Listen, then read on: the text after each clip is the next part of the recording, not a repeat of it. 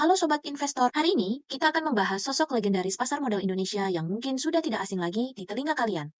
Lo Keng Hong, sang value investor sejati. Siapa sih yang tidak kenal dengan Lo Keng Hong? Beliau adalah salah satu investor retail paling sukses di Indonesia yang berhasil meraup keuntungan fantastis dari strategi value investingnya. Kesuksesannya bukan datang dalam semalam, tapi hasil dari analisis mendalam dan keberanian mengambil keputusan di saat yang tepat. Mari kita flashback ke tahun 1998 saat krisis moneter menghantam Indonesia. Ketika investor lain berbondong-bondong keluar dari pasar modal, Lo Heng Hong justru melihat peluang emas. Beliau membeli saham PT United Tractors Tbk di saat harganya terpuruk. Keputusan yang dianggap gila oleh banyak orang ini ternyata membawa berkah luar biasa. Saham yang dibeli dengan harga ratusan rupiah itu melesat menjadi belasan ribu rupiah beberapa tahun kemudian. Nah, yang menarik nih, sampai tahun 2025 ini, Lo Keng Hong masih aktif berinvestasi dan memiliki portofolio saham yang mencengangkan. Penasaran kan apa saja sahamnya? Yuk, kita intip bersama. Pertama, ada sektor pertambangan dan energi. Lo Keng Hong memiliki saham PT ABM Investama Tbk. PT ABM Investama Tbk adalah perusahaan energi terintegrasi yang melakukan investasi strategis di sektor terkait pertambangan dan energi. Portofolio bisnis ABM mencakup sumber daya, jasa, dan infrastruktur di bidang pertambangan utamanya batu bara, yang seluruhnya disinergikan untuk dapat memberikan pelayanan yang holistik mulai dari lokasi penambangan sampai pengapalan di laut lepas. Menjadi bagian dari keluarga besar PT Tiara Marga Trakindo, PT ABM Investama Tbk mengejar visi luhur menjadi perusahaan dengan investasi strategis di bidang pertambangan terintegrasi yang mengelola keseluruhan rantai nilai pertambangan seperti sumber daya pertambangan, jasa pertambangan dan infrastruktur pertambangan, dan didukung oleh perusahaan logistik dan jasa rekayasa terkemuka. Dengan demikian, dalam pengembangan bisnis kami berusaha untuk mengintegrasikan dan menciptakan sinergi antar unit bisnis kami untuk memenuhi kebutuhan rantai pasokan kegiatan bisnis pertambangan bagi para mitra kami. Lebih dari itu, berakar pada filosofi empowering energy. ABM percaya, good corporate governance dan sustainability harus menjadi bagian dari jati diri kami. Dengan demikian, ABM dapat menghadirkan energi yang memberdayakan itu secara berkelanjutan dari generasi ke generasi. ABM menghadirkan energi yang mendorong perkembangan masyarakat dan kemajuan peradaban. Sumber daya alam yang kami kelola dengan pendekatan strategi mining value chain memastikan jutaan masyarakat Indonesia dan dunia memperoleh energi yang kita butuhkan untuk kehidupan sehari-hari. PT Perusahaan Gas Negara Tbk sebagai BUMN yang bergerak di bidang hilir gas bumi, PGN melakukan kegiatan usaha di bidang pengangkutan dan niaga gas bumi. Pada bidang pengangkutan gas bumi, PGN memiliki jaringan pipa transmisi di Provinsi Sumatera Utara, Riau, Sumatera Selatan, Kepulauan Riau, dan Provinsi Jawa Tengah untuk menghubungkan lokasi sumber gas bumi dengan lokasi pengguna akhir gas bumi melalui moda pipa transmisi. Pada bidang niaga gas bumi, PGN membeli gas bumi dari berbagai produsen gas bumi yang kemudian dijual ke berbagai segmen pengguna akhir gas bumi, mulai dari pelanggan rumah tangga, pelanggan komersial, pelanggan industri manufaktur, pembangkit listrik hingga ke sektor transportasi, baik melalui moda pipa, distribusi gas, CNG maupun LNG untuk mendukung usaha niaga gas bumi. PGN menyediakan berbagai infrastruktur gas bumi yang dilakukan secara terintegrasi untuk menjamin penyaluran gas bumi kepada para pengguna akhir gas bumi memenuhi kualitas produk dan layanan sesuai standar internasional. Untuk kepentingan manajemen perusahaan dalam menjalankan kegiatan usahanya, PGN dan beserta perusahaan-perusahaan yang tergabung dalam PGN Group membagi 4 segmen usaha pokok, yaitu pertama, usaha transmisi dan distribusi gas bumi. Kedua, usaha niaga gas bumi. Ketiga, usaha hulu minyak dan gas bumi. Keempat, usaha lainnya, yaitu telekomunikasi, jasa, konstruksi, dan pemeliharaan jaringan pipa pengelolaan, gedung, dan sewa pembiayaan. Sejalan dengan strategi bisnis perusahaan, pada tahun 2011, PGN mengembangkan kapabilitas di kegiatan hulu minyak dan gas bumi, serta berdasarkan PSAK nomor 5 mengenai segmen usaha operasional dan untuk tujuan penilaian serta pelaporan manajemen. Di tahun 2013, PGN juga melaporkan kegiatan usaha hulu minyak dan gas bumi sebagai segmen bisnis perusahaan. Kedua emiten ini bergerak di sektor energi yang vital bagi perekonomian Indonesia. Di sektor media, beliau mempercayakan dananya pada PT Global Mediacom Tbk. Sebagai grup perusahaan media yang paling terintegrasi dan terbesar di Asia Tenggara, PT Global Mediacom Tbk memegang portofolio media terbesar. BMTR merupakan market leader dalam industri TV FTA dan TV berlangganan selama bertahun-tahun. Mayoritas pendapatan perseroan dikontribusikan oleh dua lini bisnis utama. Media berbasis konten dan iklan yang dikelola oleh PT Media Nusantara Citra Tbk saat ini menghasilkan pendapatan bagi perseroan sebesar 66%. Sementara itu, media berbasis langganan perseroan yaitu PT MNC Vision Networks saat ini ini berhasil memperoleh pendapatan bagi perseroan sebesar 29%. Bisnis inti MNCN terdiri dari 4 stasiun TV FTA nasional, RCTI, MNC TV, GTV, dan iNews. Saat ini, MNCN merupakan pemilik konten library terbesar di Indonesia dengan lebih dari 300.000 jam konten dan terus meningkat lebih dari 20.000 jam per tahunnya. Seluruh konten tersebut diproduksi oleh perusahaan produksi in-house yaitu MNC Pictures Animation, Star Hits, dan MNC Film Indonesia. MNCN juga mengoperasikan 6 portal berita online yaitu Okezone.com, sindonews.com.id, idxchannel.com, celebrities.id, dan sportstars.id.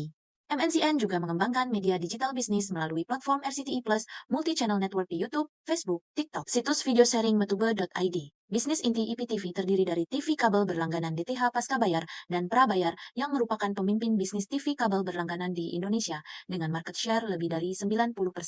Operator internet broadband dan TV kabel fiber optik terbesar ketiga di Indonesia melalui MNC Play dan platform media over the top dengan pertumbuhan tercepat di Indonesia melalui Vision Plus. BMTR juga memiliki usaha media lainnya yang masih berhubungan dan mendukung fokus utama perseroan, seperti MNC Shop, perusahaan travel dan belanja online Mr. Aladin, dan perusahaan fashion e-commerce di Efting. Didirikan pada tanggal 30 Juni tahun 1981, perseroan pada awalnya merupakan konglomerasi yang bergerak dalam sektor perdagangan umum. Setelah melakukan beberapa akuisisi dan divestasi, perseroan mengubah fokus usahanya ke industri media. Pada tahun 2007, perseroan menegaskan fokus baru ini dengan melakukan rebranding menjadi PT Global Mediacom Tbk. Perseroan adalah perseroan publik dan sahamnya telah terdaftar di Bursa Efek Indonesia sejak tahun 1995 dengan kode saham BMT. Sedangkan untuk sektor properti, ada PT Intilan Development Tbk. PT Intilan Development Tbk adalah perusahaan pengembang properti yang berfokus pada pengembangan, pengelolaan, dan investasi berbagai bisnis di sektor properti. Proyeknya meliputi pengembangan kawasan hunian, segmen menengah atas, kawasan terpadu, dan pengembangan bangunan vertikal, serta wakasan industri. Proyeknya terfokus di Jakarta dan Surabaya. Portofolio perseroan meliputi pengembangan kawasan mixed use dan high-rise, kawasan hunian untuk segmen pasar menengah atas, kawasan industri, dan properti investasi di seputaran wilayah Jabodetabek, serta di Surabaya dan sekitarnya. Lebih lanjut, perseroan mengembangkan jaringan hotel dan mengelola lapangan golf, serta fasilitas olahraga di sejumlah kota di Indonesia.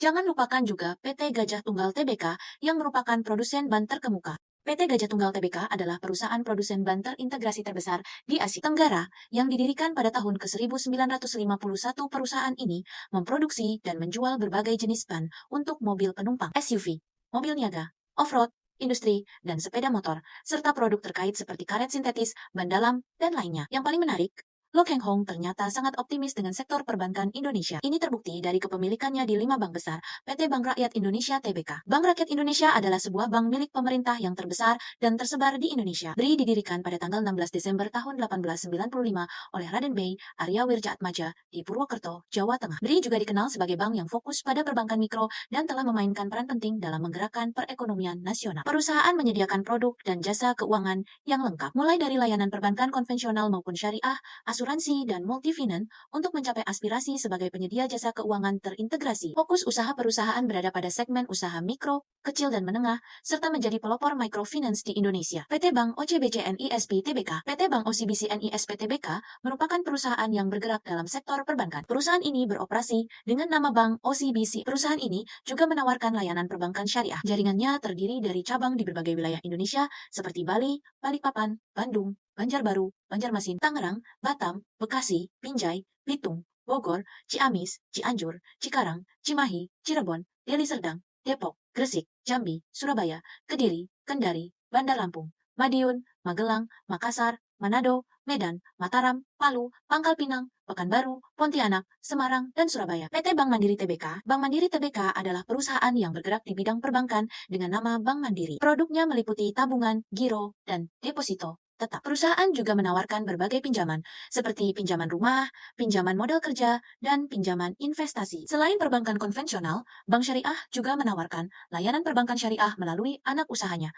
PT Bank Syariah Mandiri. Anak perusahaan lainnya termasuk PT Aksa Mandiri Financial Services dan PT Asuransi Jiwa InHealth Indonesia yang menyediakan asuransi jiwa, PT Mandiri Aksa General Insurance yang menyediakan asuransi umum, PT Mandiri Tunas Finance yang bergerak di bidang pembiayaan usaha. PT Mandiri Sekuritas yang menyediakan jasa underwriting dan penjaminan emisi. PT Bank Sinar Harapan Bali dan Bank Mandiri Ltd yang bergerak di sektor perbankan dan Mandiri International Remittance SDN BHD yang menawarkan layanan pengiriman uang. PT Bank Cimb Niaga Tbk. Bank Cimb Niaga Tbk adalah perusahaan yang bergerak sebagai bank umum, bank devisa, dan bank yang melakukan kegiatan berdasarkan prinsip syariah. Perusahaan memiliki induk Cimb Group yang berkantor pusat di Kuala Lumpur, Malaysia dan menawarkan berbagai produk dan layanan untuk perbankan, konsumer, komersial, investment banking, perbankan syariah, serta manajemen aset. Cimb Group merupakan salah satu institusi perbankan universal terkemuka di wilayah ASEAN dan merupakan salah satu pemain utama terbesar dunia di bidang keuangan syariah. Perusahaan menawarkan beragam produk dan layanan perbankan yang komprehensif mulai dari perbankan konsumer, perbankan usaha mikro, kecil dan menengah, perbankan komersial, hingga perbankan korporasi yang didukung dengan kapabilitas treasury serta transaction banking dan jaringan branchless banking. PT Bank Danamon Indonesia Tbk. PT Bank Danamon Indonesia Tbk. Kegiatan usaha utama Danamon adalah di bidang perbankan, yaitu menghimpun dana dari masyarakat dalam bentuk simpanan berupa giro, deposito, dan tabungan, baik dalam mata uang rupiah maupun asing, serta memberikan pinjaman kepada masyarakat. Kegiatan usaha penunjang Danamon antara lain mencakup menerbitkan surat utang, menjadi penjamin, melakukan kegiatan anjak piutang, kartu kredit, dan bertindak sebagai wali amanat atau bank kustodian. Sampai dengan Desember tahun 2018, Danamon memiliki 1.100 kantor cabang dan pusat pelayanan terdiri dari antara lain kantor cabang konvensional, unit Danamon, simpan pinjam, dan unit syariah, serta kantor-kantor cabang anak perusahaannya. Danamon memberikan kepada nasabahnya akses ke 1.400 ATM, termasuk melalui kerjasama dengan ATM Bersama dan Alto di 33 provinsi dan 70 mesin setor tunai dengan jangkauan layanan dari Provinsi Aceh di ujung utara, Pulau Sumatera hingga Papua. Sebagai bank universal, Danamon telah mengembangkan beragam bisnis perbankan, dari perbankan mikro melalui Danamon simpan pinjam, perbankan retail, perbankan syariah hingga perbankan UKM dan komersial, dan perbankan korporasi, serta layanan pembiayaan otomotif, asuransi umum dan pembiayaan barang konsumtif melalui Adira Finance, Adira Insurance, dan Adira Credit. Apa yang bisa kita pelajari dari portofolio Loh Keng Hong? Pertama, beliau sangat selektif dalam memilih saham. Kedua, fokus pada sektor-sektor fundamental ekonomi seperti perbankan, energi, dan infrastruktur. Ketiga, tidak takut untuk masuk ke sektor yang sedang kurang diminati, asalkan fundamentalnya kuat. Yang perlu diingat, strategi investasi Loh Keng Hong bukanlah tentang trading jangka pendek, melainkan investasi jangka panjang dengan analisis mendalam. Beliau selalu menekankan pentingnya memahami bisnis perusahaan sebelum membeli sahamnya. Sebelum mengakhiri video ini, ingatlah bahwa setiap investor memiliki profil risiko dan tujuan investasi yang berbeda. Jangan asal ikut-ikutan membeli saham tanpa analisis mendalam. Lakukan riset mandiri, pahami fundamentalnya, dan sesuaikan dengan tujuan investasi Anda. Terima kasih sudah menonton video ini sampai akhir. Jangan lupa like, komen, dan subscribe untuk konten edukatif lainnya seputar investasi dan pasar modal. Sampai jumpa di video berikutnya. Salam cuan dan tetap bijak dalam berinvestasi.